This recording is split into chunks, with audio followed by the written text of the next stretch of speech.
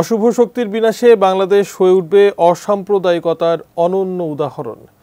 সবার সম্মিলিত চেষ্টায় পরিত্রাণ মিলবে বন্যার মতো প্রাকৃতিক দুর্যোগ থেকেও। এই প্রার্থনায় পালিত হলো জন্মাষ্টমী। সনাতন ধর্মাবলম্বীদের শুভ এই দিনের মিছিলে যোগ দিয়ে সরকারের দুই উপদেষ্টাও সাফ জানিয়ে দিলেন, ধর্মীয় পরিচয়ের কারণে কোনো বৈষম্য এই দেশে মেনে নেওয়া হবে না। বিস্তারিত জানাচ্ছেন আরাফাত সিদ্দিকী, ছবি তুলেছেন সঞ্জয় মজুমদার।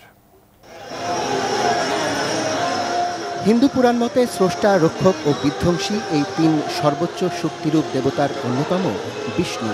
বৈষ্ণবে তিনি পরম সত্তা, সর্বোচ্চ ঈশ্বর, যার পূর্ণ অবতার হয়েই যুগে যুগে মানুষকে রক্ষায় পৃথিবীতে এসেছেন ভগবান শ্রীকৃষ্ণ। তাঁর জন্ম মানেই অশুভ শক্তির সর্বনাশের ক্ষণগণনার শুরু।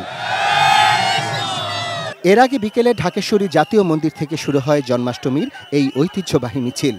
পলাশীর মোড়ে যার উদ্বোধনী অনুষ্ঠানে যোগ দিয়েছেন সরকারের দুই উপদেষ্টা। তাঁদের কাছে পেয়ে নিজেদের উৎকণ্ঠা একই সঙ্গে প্রত্যাশা তুলে ধরেন পূজা উদযাপন কমিটির নেতারা। আমরা চাই 53 বছরের কালিমা মুক্ত করে, কালিমা মুক্ত হয়ে যেসব ঘটনা ঘটেছে সেসব ঘটনার অবিলম্বে সুষ্ঠু বিচারের ব্যবস্থা করবেন। সেই বৈষম্য বিরোধী আন্দোলনটা সেই তার পূর্ণ প্রেক্ষাপট নিয়ে বাংলাদেশে কাজ করুক, যতদিন সময় লাগে। সেই সংস্কার কাজটা শুরু করেছেন তারা, সেটা কাজ করুক।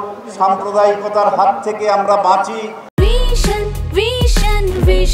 100% কপার কন্ডেন্সারে তৈরি ভিশন ফ্রিজ, তাই গুণে মানে অটুট থাকে বছরের পর বছর। অনুষ্ঠানে উপদেষ্টারা হিন্দু সম্প্রদায়ের নেতাদের সঙ্গে একাত্ম হয়ে অসাম্প্রদায়িক বাংলাদেশ গড়ার দৃঢ় প্রত্যয়ের কথা জানান।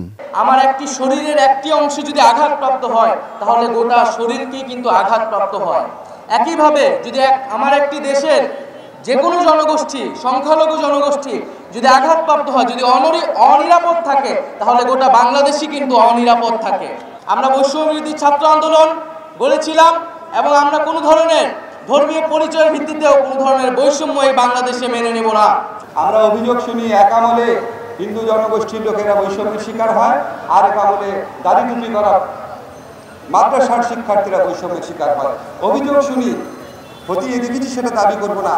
আমরা এমন একটা বাংলাদেশ গঠন করতে চাই যেখানে কেউ বৈষম্যের শিকার হবে না, সবার সমান অধিকার থাকবে, এই রাষ্ট্রের মালিকানা সবার থাকবে, আমরা একটা পরিবারের মতো থাকবো।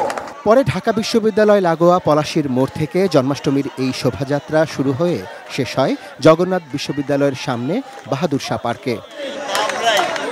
সনাতন বিশ্বাসে অশুভ শক্তির বিনাশে যুগে যুগে মহাবতার হয়ে এসেছেন ভগবান শ্রীকৃষ্ণ।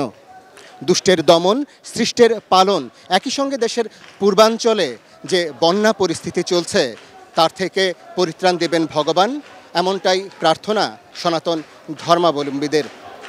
Arafat Siddiqui, ATN news, Dhaka.